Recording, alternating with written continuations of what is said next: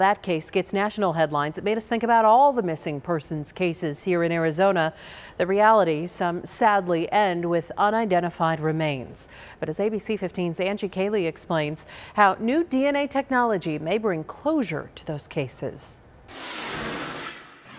There's a teenage girl, a middle-aged man. These are just a couple of the sketches of people whose remains were found but are unidentified in Maricopa County. So right now there's a big push for family members of missing people to submit DNA to try to solve some of these cases. The family had reported him missing, but it never connected. He died in Casa Grande in 1982 working outside. His name was L.V. Bailey, but no one locally knew who he was until last year. I've been working it for 9 years, and we finally got an identification by his sister providing a DNA sample. Kristen Eggers is the gatekeeper for Maricopa County's unidentified remains cases.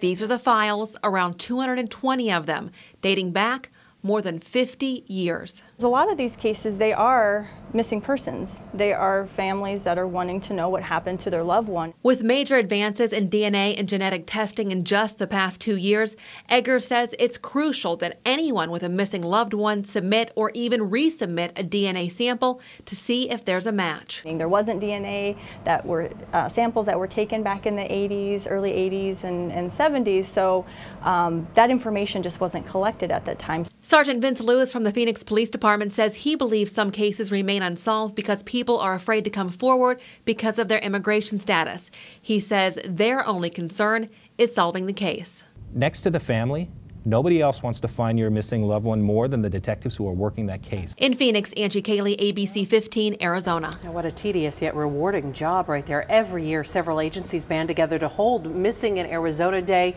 It's over at ASU's West Campus in Glendale, and family members of those who are missing can submit DNA samples to be checked through that database we talked about. So far, they've solved 23 cases with this effort. Details about the next event are on our website, abc15.com.